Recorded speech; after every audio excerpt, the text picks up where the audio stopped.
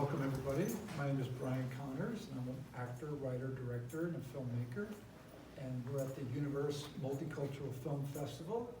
And Lin Tang is hosting us all. And Lin Tang produced my movie, Senior Entourage. I'm very grateful to her, and I'm happy to be on this panel. And so let's start off by introducing ourselves, your name, and what you do, and what brought you to this festival. I think you need a mic. Hi, I'm Chloe Tracus. I am an actress and a writer, and I was lucky enough to meet Ling a few months ago on a film shoot, and she honored me by inviting me to join today. Hi, my name is Zhuzha Akova. I'm an actor, producer, screenwriter, director, filmmaker.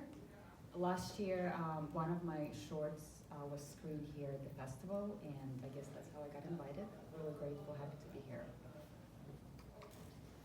Hello everyone, thank you for coming. My name is Yvette Vargas. I am a writer, a director, a producer, and then I'm also the co-founder of a production company based here in Los Angeles. And we are working on several global productions, and I was invited here. It was Noah Waters, who's right down here to my left, and he recently went to the Tribeca Film Festival, and he met the folks involved with the festival, and here we are.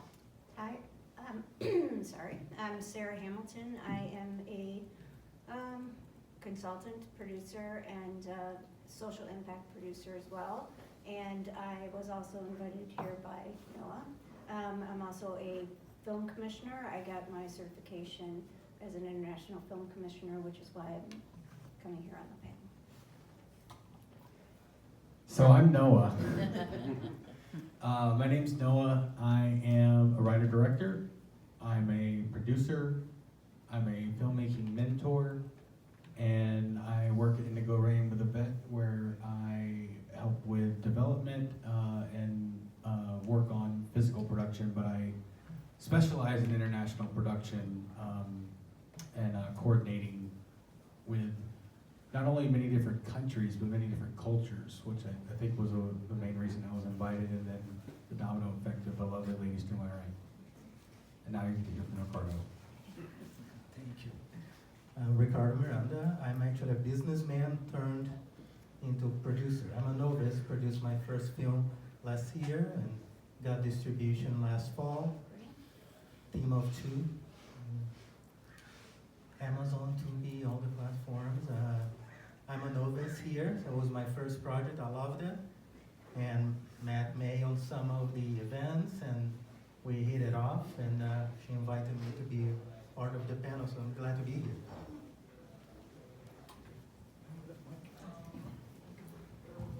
All right, so let's go down again and talk about, one thing that's very relevant and current going on in Los Angeles is, they call it runaway production. A lot of production has left Los Angeles. It's shooting all around the world. There's probably good reasons for that, financing and other reasons, and unions. But we don't have to talk about specific, we can come back to that later, but I want to hear about what your project was, and why it shot overseas, what were the upsides to that, was it deliberate from the get-go, or did it just happen accidentally, or did it come about because of financing? You could get the financing, or your investors or your producers or your line producer said, hey, we can do this elsewhere for less money.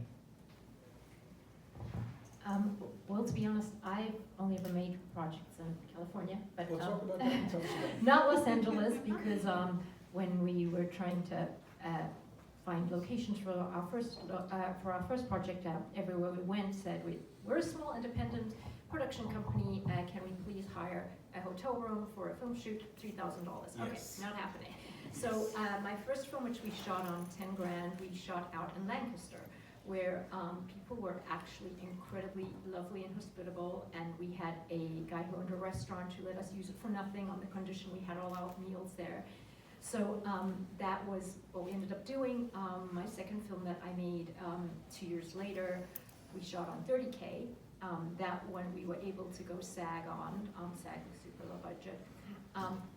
But we, again, it was around Los Angeles and Santa Clarita and the surrounding areas where people were just happy to, to offer their locations.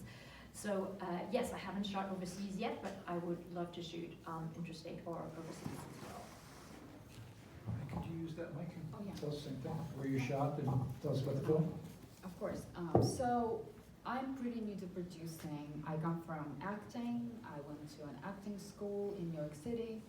The reason I turned to producing, it's kind of like a long answer, is because I wasn't getting the roles that I wanted to play, and I was like, what if I make my own film? And so I started with a few shorts. One of them screened here last year. It was a crime thriller called Clara's Box. So we did really well on the festivals, and people were asking me, are you gonna extend it into a feature? And I said, well, I have to. And so I've developed into a feature. We're starting to go into fundraising. So I haven't shot anything outside of LA. But I'm considering going to New Mexico because they have excellent tax incentives. So if anybody has any experience, share with me. But like I said, I'm pretty new. I've shot a few shorts that I wrote, developed, and I guess I just kind of wanted to see how they do as shorts, story-wise, and then, if they're worth developing into something bigger. Thank you. Hello. Yeah, so I've shot both domestically here and certainly a good deal in California. But interestingly enough, all three of the feature films that at my production company, Indigo Rain Films, they all have.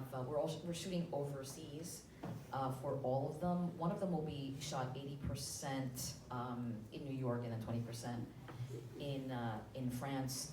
But the other two films, one is a co-production between Brazil and France, and we're shooting there. First of all, it's just in terms of the tax incentives and the grants, it's it's certainly, it makes sense, much more sense financially, but also there's authenticity in that story.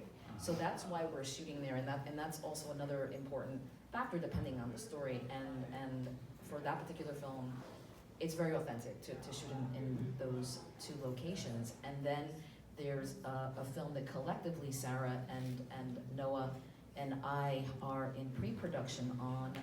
It's a film called The Mara, and it's a story that takes place in Kenya, but we're going to be shooting that primarily in South Africa again. Well, first of all, authenticity in terms of Africa, but we're specifically shooting in South Africa because it's less expensive than shooting in Kenya.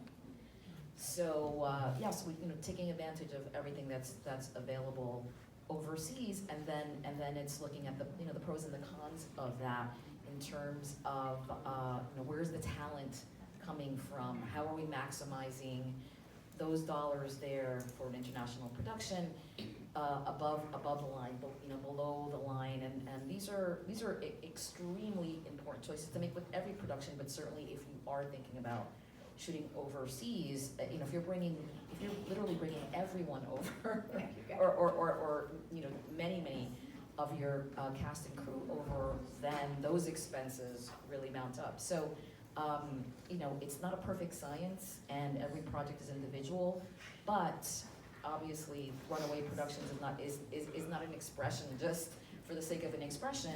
Yeah, I mean, California absolutely, of course, is hurting, as we all know. We'll see what's going to happen now with the increase of the tax incentives, and and also a couple of other things that California is attempting to do.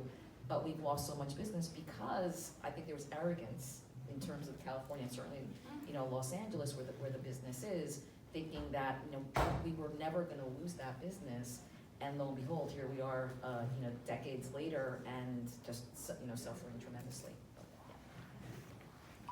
And one of the things Yvette just mentioned with the arrogance with California, that extends to the United States in general. In general, the United States never thought that they would have to have tax credits. I just like, oh, no, we didn't need to do that. But I've also been a part of Film USA, which is the organization of all of the film commissions, whether it's regional, state, city, all the film commissions in the United States, founded by two really fantastic film commissioners, Katie Patton Pryor and Tony Armour. And they have been working really, really hard to bring everybody together to, you know, all the film commissioners from the States, talk together, work together, share information, and try to really support each other to make sure that we're, you know, doing the best we can in the United States to try to keep production here. Having said that, there are also so many ways that we can do co-productions.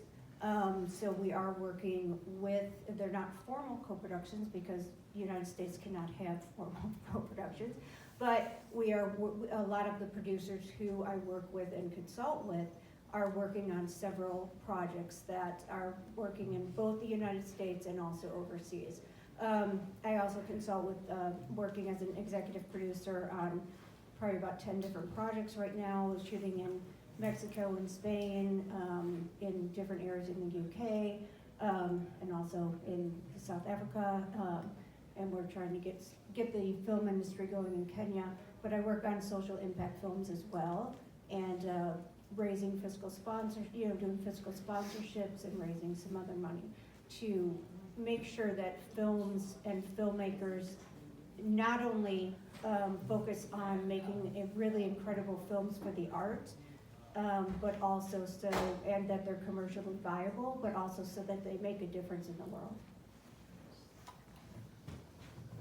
I love these two ladies. So silly. Yeah, why shoot internationally?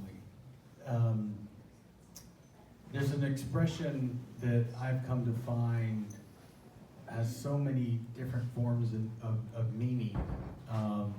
It's super important in all walks of life, but definitely with cinema. And that is the juice worth the squeeze. Something they hear me say all the time when we're doing development, when we're doing physical production stuff. Because that's important. You know, there's a difference between worth and value, and those two get conflated a lot. Why shoot internationally? I mean, budget is always a concern. Anyone that tells you it's not, I don't know where they're coming from.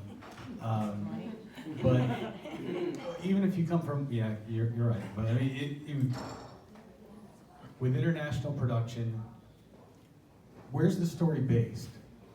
That's probably what you would expect to be the first pass. You know, if it's in the Maasai region of Kenya, you know, could we shoot that in New Mexico? Could we shoot that in Mississippi? Could we shoot it in Colombia? Possibly. But we wouldn't have Kenyan crew. We wouldn't have Kenyan stand-ins. We wouldn't have Kenyan actors. You hear the term diversity and representation all the time, but that is so much more than in front of the camera. When you're telling a culture story, we're at the Universal Multicultural Festival, those people not only should be represented in front of the cameras and what's going to be in the scene, but they should be a part of the storytelling process. It's their stories that we're assisting to tell. We're bringing that to the rest of the world. So yeah, you do partner with locals for consulting, or you partner with locals for production. You know, I'm a kid from Northeast Florida, you know, so like, what do I know about X, Y, Z? My life has been pretty batshit insane. I've been all over the world, but I'm still not from there. I don't work there all the time. So labor relations are different everywhere. What you would work as a standard shoot day in anywhere in the continental United States is not going to be the same in Alaska. It's not going to be the same in Hawaii. It's not going to be the same state to state. There's right to work states in other countries, labor relations. Sometimes there's not labor relations. Like sometimes labor relations is picking your favorite gang lord to partner with. Not kidding. What criminal family are you gonna get on your side to keep you and your safe crew? To keep you and your crew safe. that's all a consideration. You know, when Anton Fuqua shot in the jungle, he partnered with, you know, the right gangs to make sure that his people were protected. And again, but he's telling those stories. So you're working with those people for not just the logistical reasons, not just the business reasons, but it's the benevolent thing to do. You are asking them to help you tell their story. You're not stealing from them.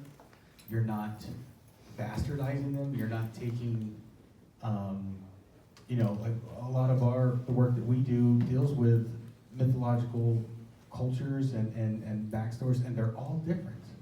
A lot of them are the same, but whether it's a native indigenous myth that you're bringing from, it's going to be different, you know, in Greece than it is anywhere else in the Mediterranean. And then again, obviously, when you jump into other countries and other cultures, but getting that specificity is correct is so important to the people that are telling those stories, and you will miss all of those intricacies if you're not partnering with them, because they're going to be the ones to be the litmus test before you get to the next step.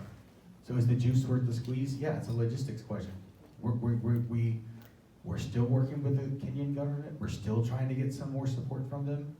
But if all we can afford to do is 3 to 5 days in Kenya to establish that we're in the Maasai region, and then shoot the rest of it in Kenya, or in South Africa, then that would be juice well worth the squeeze. If the Kenyan government will help us more with what we have going on, then yeah, we would love to shoot more in Kenya. The nonprofit efforts that I work with, including Fun with Filmmakers, you know, we're going to try and do a class of Kenyan filmmakers. So is it easier to fly 10 Kenyans to South Africa and show them what it's like to, because South Africa has an amazing film community. Marvel and Disney have a stitch there.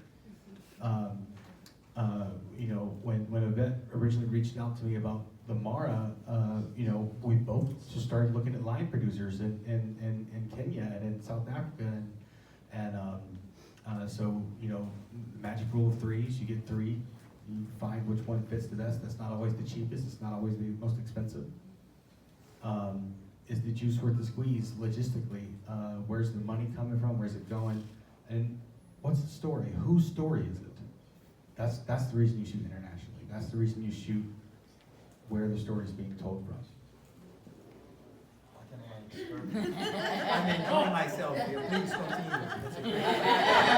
Well, I've been talking for too long now. All right, so let me add something here, because something jumps to mind. There's a good reason to go to these things, because you run into people, and it's a small community, and you all get to know each other.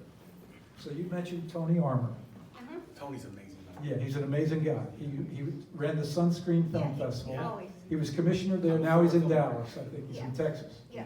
So, about 10 years ago, I did my first short with Ed Asner and Mark Rydell, who are the stars of Senior Entourage.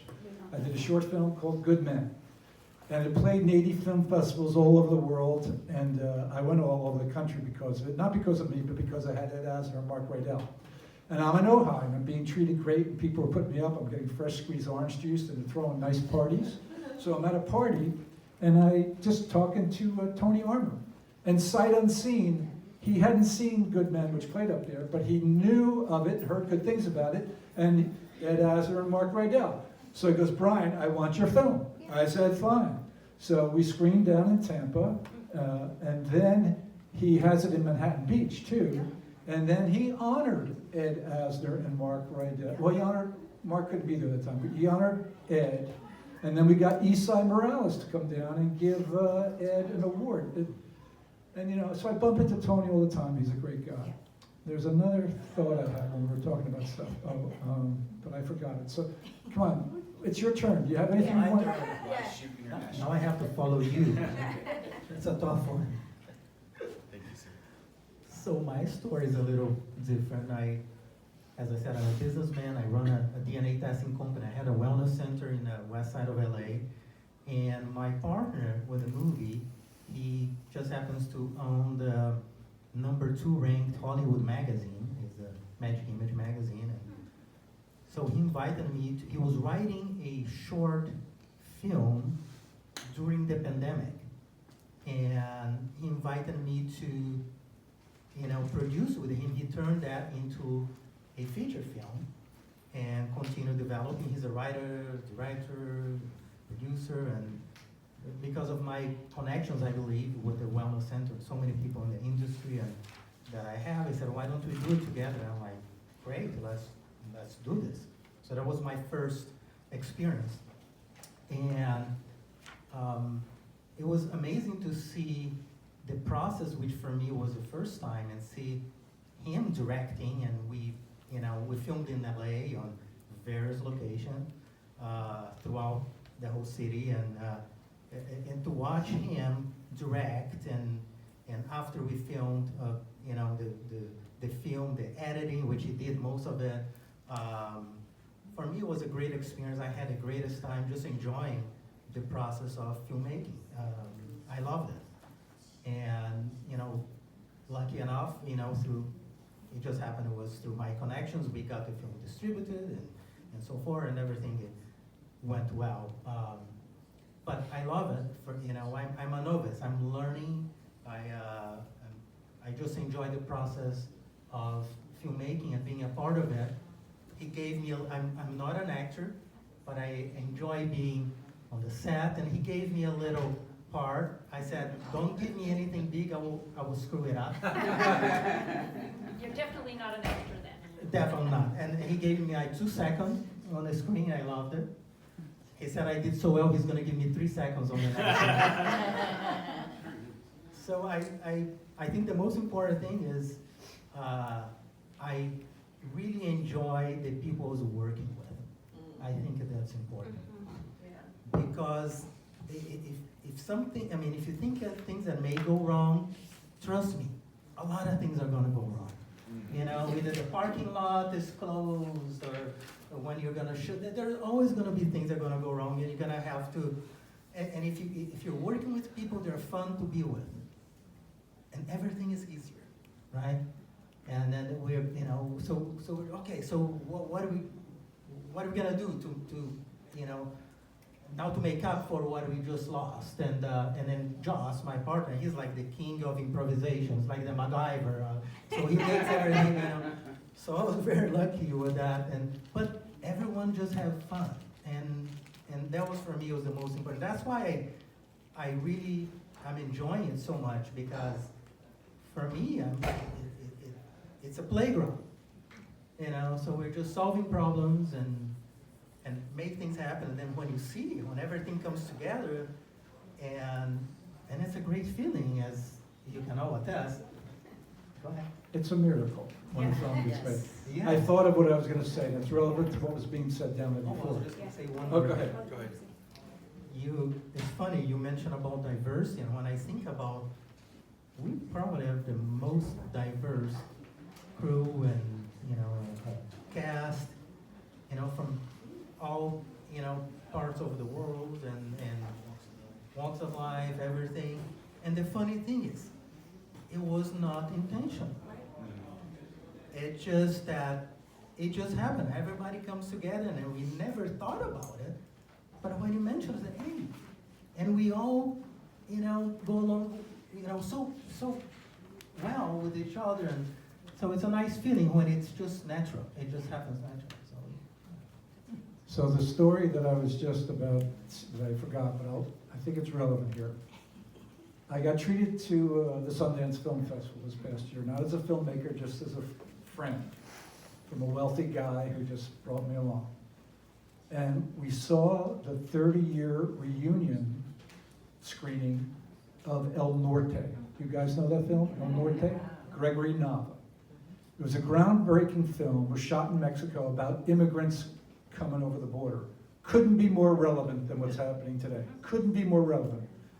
And I've seen the film a couple times, but now Gregory is there 30 years later, and the cast is there. They're all 30 years older, and they're doing a Q&A. And Gregory started a film, and he had his money. Now, he said this. I didn't know this. So the drug cartels there in Central America knew he had $30,000 in the bank to finish his film. They stole his film from him and blackmailed him. And he gave them the $30,000, and then he got his footage back, and then came here and had to raise more money to finish the film. Wow. It may have won an Academy Award for Best Foreign Picture. I can't, whatever. I mean, it's a very successful film. It's a very moving film. Wow. It's a great film. And I heard this straight from Gregory's mouth. And the film's 30 years old, and Robert Redford helped it a lot too. It didn't begin at Sundance, but Redford started funding independent filmmakers. So anyway, yeah, a lot can happen overseas, and filmmakers go through a lot. I'm going to let you speak, and then we'll open it up to questions so that I don't have to keep thinking of questions. But go ahead, say what's on your mind. Well, Ricardo brought up such a great point, and I just wanted to follow up on that, I mean, we all know, everybody here who's in this room is affiliated with film, for filmmakers of some fashion. And it's so important to realize the collaboration that happens on any particular film, but also just in general, and around the world. So that's the other reason that, you know, I truly enjoy working on international productions, because of the diversity.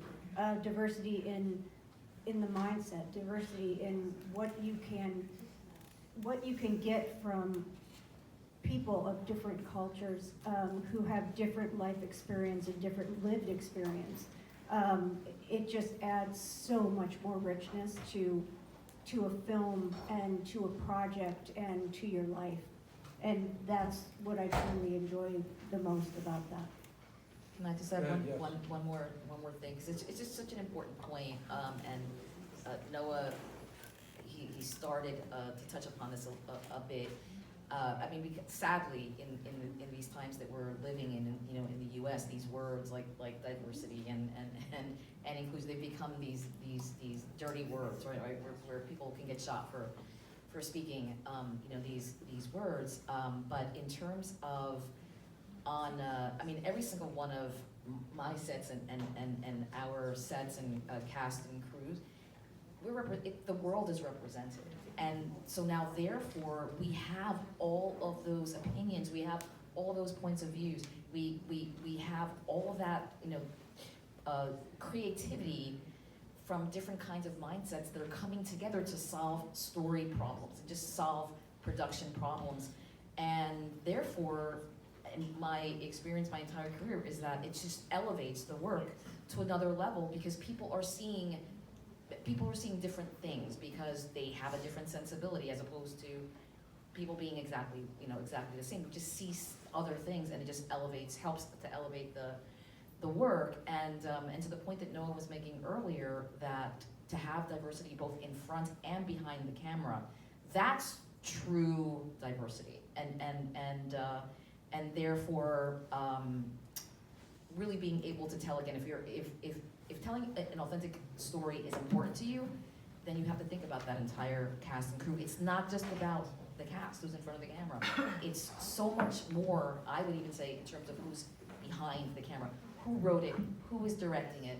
Who are those department heads? Who are those people that are working, you know, within that crew? Because, you know, when people are really present and doing the best of their job, they are contributing to the story problem, solving problems, which is that's what we do, right? We are story problem solvers, whether on the page, on set, in the edit, ultimately distributing a film, talking about the film. It's all story problem solving until you have the finished product, and then you put it out there, and then there can still be issues. But that's what we do, and to have you know, different opinions, different point of view, it just elevates the work so much more. And we're telling stories for the world these days, especially, right? You know, stories travel. There are no borders when it comes to storytelling. So it's really about the universal human connections, regardless of our various different points of view. But we can get there differently and have an opening to how we can solve those story problems from these different voices that are, you know, that are coming in, that ultimately, we're talking about emotional journeys, universal journeys that a character is going on, that speaks to our humanity. And it just elevates the work. Yeah, I agree with a lot of what you've said. I think, however, I think with telling stories though, I think what's most important though is having a good story. And this might not reflect everyone's point of view, because sometimes you can't always tell everyone's point of view in a story. So like, for example, if you're telling a story, like for example, my father's family are from Greece, and they have stories from war torn Greece, but you know, if I were to make a story about someone in my grandmother's family, someone from the other side of Greece might come forward and say, hang on, my family were there too, and that's not what happened. So I think to an extent, while it is important to tell that everyone's story, I think also when you're concentrating on one person's story, sometimes it is more powerful. Noah, regarding what you were saying with shooting internationally, I agree 120%. My goal is to make a movie in every country, out in one point. And when I have the budget for it, I would love to do that. However, having said that, when you have a limited budget, and Zsuzsa, I think you can relate to this because you're also an actress, you only have a certain amount of time in which to get movies done before people look at you and go, you're too old. And you know, and it's kind of something like when you've got to make a movie, and you have a limited budget, and you want to make, sometimes it may not work internationally, and sometimes you might just have to find that spot in California to be a place in Africa. And it's not ideal, trust me, I would much rather be making movies in Africa, that's where I'm actually from originally. But I just think, yeah, I think the whole thing of diversity in other cultures is definitely important, and you know, one day I would love to have the budget to do it, but just, I think, until such a time, I don't think it's so wrong to make a movie in a place, pretending it's somewhere else. You know, I mean, that's kind of what filmmaking is all about, just, you know, in fact, my first documentary, which was about Zimbabwean refugees, I was living in Australia, and I couldn't make it in Zimbabwe because I was banned from entering the country because I'd been exposing terrible things the government was doing. And we actually shot it in Australia, and we shot, you know, the refugees were legit refugees living in Australia. And yeah, but we found parts of Australia that looked like Africa, and you know, because sometimes you can't always go back to the place. Anyway, sorry, that was what I just had to share. Oh, No, no. Great. I mean, excellent points, and I think we're all on the same page. One thing that I want to clear up, only because in terms of what you mentioned, is that you know, it's always about the story, right? Everything goes back to the story. The story has to be great. Don't move forward if the story isn't great, right? So you know, to begin with, you know, there's an expression that you can make, you know, you can make a bad film with a really great script, but you can't make a great film with a bad script. So the story has to be great. And definitely in terms of a protagonist, or even if they're dual protagonists, it's their points of view, for sure. It's very specific, but emotionally, as human beings and characters, and you know, the characters are on an emotional journey, and that we're inviting the audience to come along for this emotional journey that the stories are taking, and those emotional journeys, that's what's universal. And to have the different voices on set and through that process, as emotionally we're all connecting to it, and we have ideas of how to elevate, whether you are on set, you know, regardless of what, you know, post-production, whatever phase you're in, to have those different points of view can really help elevate the material and deepen the universal connection for all of us. That's what I was trying to say.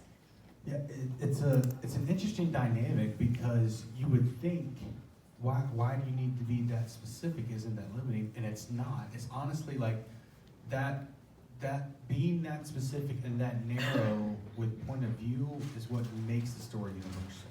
Is because regardless of where you're coming from, you're either going to disagree with it, which is that's not a bad thing. That's not how I would do it, but that level of specificity is going to open up your audience, which inherently turns into more viewers, which inherently increases business. So authenticity, representation, all these things that we're mentioning, we keep talking about the benevolence of it, and that's important, especially at any point in history. But you know, it starts at the top. It's the above the line has got to agree that, you know, we're telling this culture story. We're going to go to this country. is the juice worth the squeeze? We're gonna spend this amount of money to make sure that that representation is authentic. But all these decisions, it's not a publicity stunt. And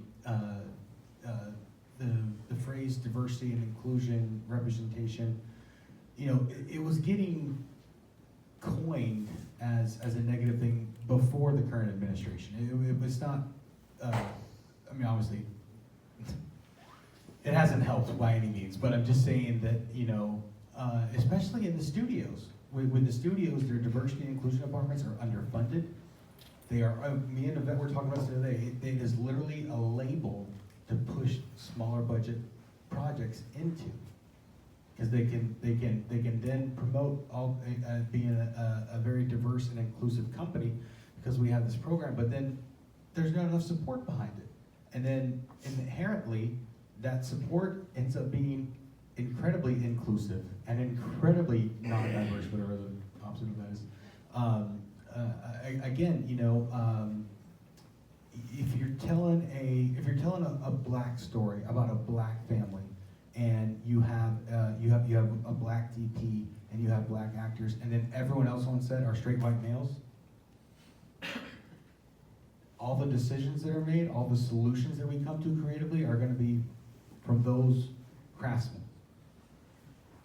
So the solution process has got to be inside of the culture that you're telling as well, because that's authenticity. So if you're working on a story that has an indigenous culture inside of it, they have a language that probably doesn't include 30% of what's in the English language.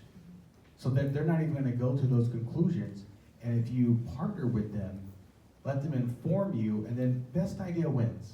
At the end of the day, it doesn't matter if the director came up with it, it doesn't matter if the local PA, one of your interns, best idea wins. Often, that's going to be coming from a place of authenticity, which means you're partnering with someone who's in the culture, who's in the area that you're shooting. And it's not done because it's a publicity stunt, it's good business. It inherently increases the value as well as the worth of your cinematic experience, not just viewing the final product later, but the experience making it. Because if you walk away from a film that's commercially successful, or let me put this on me, because I don't want to put this on Arrow, but if I walk away from a film that's commercially successful, does great for my career, gets people paid that I care about, but I know that there was horrible experiences on set the entire time, that's what I'm going to remember. That's what I'm going to associate with this. Cinema is the world's most creative collaboration you can go through. And if you do it in a collaborative way with all of these different cultures, inherently it's going to be better business. I want to add something here that many probably already know, but there's the so-called spaghetti westerns, which were very, very successful. Sergio, they were Italian director, Italian crews, Italian money, but they shot in Spain. Because Spain had an area that looked like the American West. They're called spaghetti westerns, but they were shot in Spain. Okay, we're going to open up the Q&A real soon, so we can hear from you, but you have something else to say. No, I agree 100%, Noah. The one movie that I'm actually shooting at the moment, which I'm doing super low budget, because everyone has day jobs, so we're shooting a little bit every month. And it's actually based on a true story about a black Zimbabwean guy who was wrongfully accused of child abduction and put in jail. And so we auditioned actors, and ironically, we ended up casting a black American guy, but he nailed the role. But I'm with you 120% in authenticity, and so he is being one of my black Zimbabwean friends who lives here, has been the one coaching him in the language and in everything. So I think I think we're in agreement. I just think that it can also be done much smaller. I think definitely you want it to be authentic, but I think that can all be done at the early stages. You consult with people early on. And then yes, okay, you may shoot it, you may not shoot it there, but you know, you've consulted with the legit Zimbabweans or whoever. And so it is gonna be legit, because yeah, I mean, nothing infuriates me more when I'm watching a movie about some, Africa where I'm from, and I see, an accent that's not right or something that's wrong. It just, you've gotta be perfectionist, because you get some directors who go, oh, well, if people are going to notice that one tiny little inaccuracy, we've lost them anyway. And I'm like, no, it has to be accurate the whole way, because, you got to play for that one nerd who's going to be watching it going, oh, no, wait, hang on, they pronounced that word wrong. You want it to be flawless. But yes, you get that. Okay, so let's, go ahead. Oh, I was just gonna say that I agree with most of what you said, but with a little bit of a diversion. I believe if the story has to do with a certain culture or people, yes, it does make sense that you want to bring those people to give authenticity. But I have a question. It doesn't necessarily need to be every part of the crew, because what if there's someone that you know that does lighting and they're from a different culture, has nothing to do, but they're the best. Yes, yes. So you gotta get the best. It has nothing to do with the story or the cultural. So as long as you respect the story and you're not, you know, so I just have to make this comment that I think you know, it's very important to bring authenticity, but at the same time, you need to look at the budget, you need to look at the skill level of people that you know, and at the end of the day, they are professionals, so we don't need to be hung up on one thing. We need to be open-minded and bring in the best that you know, that can be from any culture. That's the beauty of diversity, is also bring different people that no matter where they're from, they're good at their skill, they come in, they contribute positively to the project. I think that's a good way of looking at it. Let's hear from our audience. I know there's some young filmmakers out there. Are there any questions out there for our panel? Welcome, Urchin. I just got here. You were- No permit to it. Nice suit. Thank you. Yes, question. I'll ask the first question. So, in your opinion, why do you think Los Angeles, the film industry in LA has now basically went downhill? Like, I'd like to hear from each of you, like, what do you think? I have my own thoughts on why the industry has kind of shifted that. What do you guys think? I mean, That's good. That's good. Go ahead. yeah, I'm sorry. You go. We'll go this way. LA is the best, worst place to shoot in the world. Agreed. It's, everything's here. Ari is down the street, Red is down the street. A small HD, you can send a runner to get what you need that broke that day. The logistics of LA is a nightmare. Dealing with, I should be careful what I say here. I know exactly. No, this is a safe space. We're all friends here. It's recording.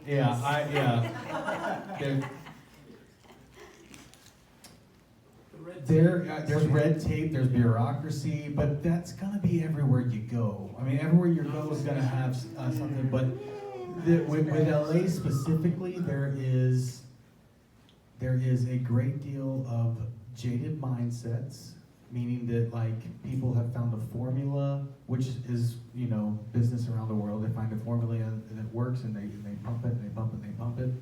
And so that includes relationships, business-wise, standard fees, labor rates, and you know, if I have an intersection that I need to close down to get a shot off in LA, it's a $200,000 day. If I want to do that in Mississippi, where I shoot a lot, I can't name the film, but I was on a film where I had the chief of police's phone number in my pocket. I could send a text, and this actually happened. We needed to have a car leave the ground over train tracks. I sent a text to the chief of police, and he responded right then. Oh, hang on 1 second, let me text a few people. He brought in off-duty officers. They shut down the center of the town in the middle. I mean, it's a one red light town, don't get me wrong, it's not like, but the one red light was shut down for most of the day. And they